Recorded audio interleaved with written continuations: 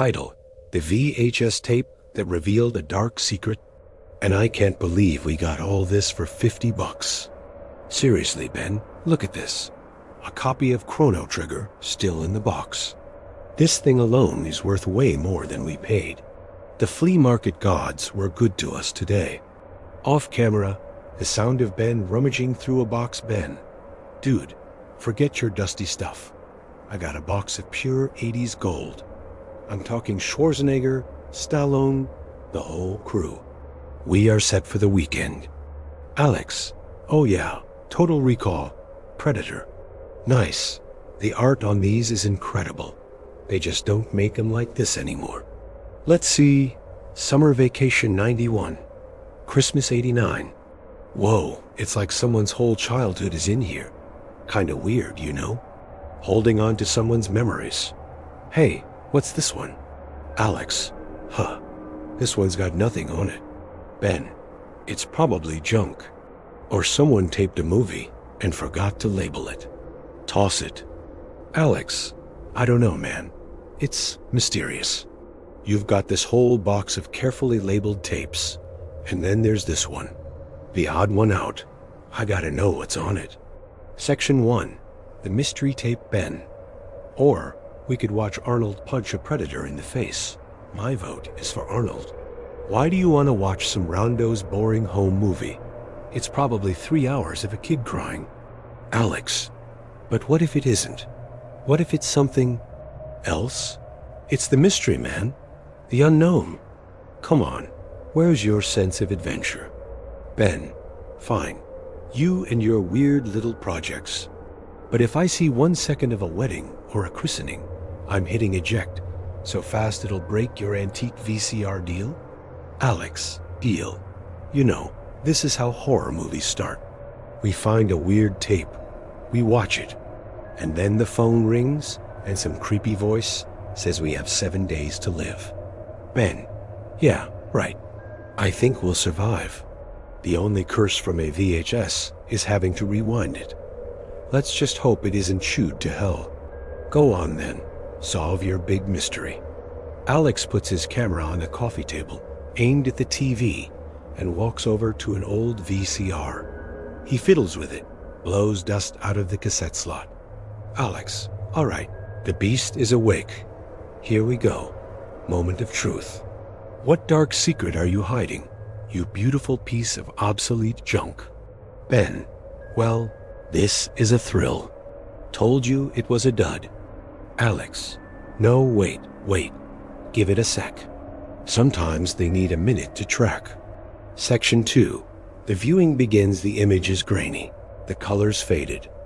A date stamp glows in the corner. OCT 12, 1992. It's a backyard birthday party. Kids are running wild. Adults are laughing. It's the most 90s home movie you could imagine. Alex, see? Told you. It works. Wow, check it out. Peak 1992. The fashion. The hair. It's a time capsule. Ben, okay, fine. It's a little nostalgic, but it's still just a birthday party.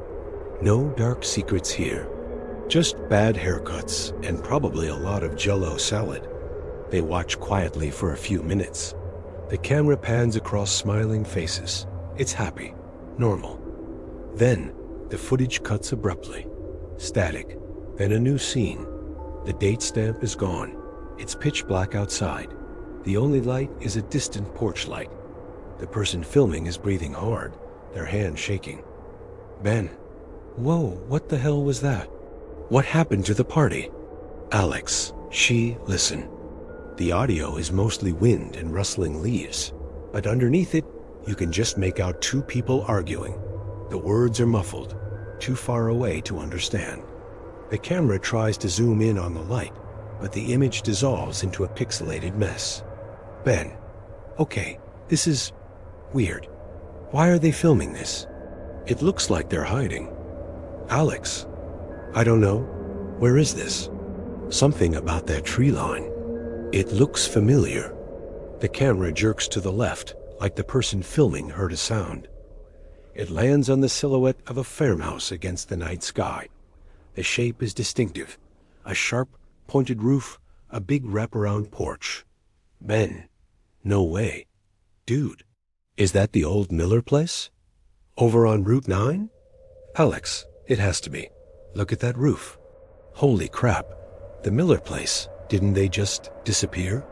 That's the town legend, right? The whole family just vanished one night. Ben, yeah, sometime in the early 90s. The story was they just packed up and left. Cops never found anything. People have been telling stories about that house for years. Alex, and this tape is from October 1992. Ben, what are we watching?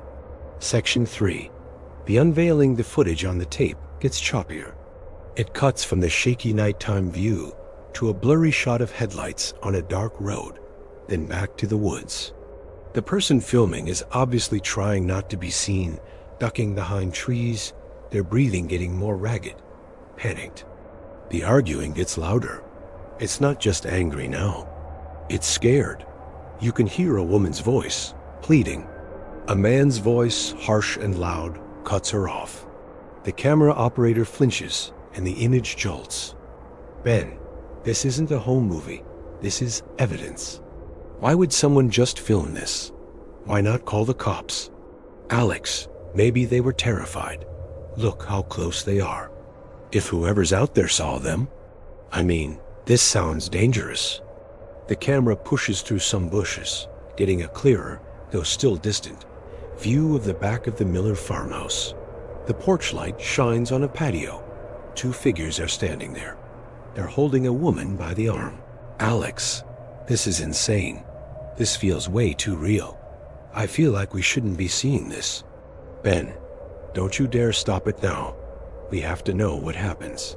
The tension is suffocating. The shaky hand of the filmer, the muffled struggle, the dark woods.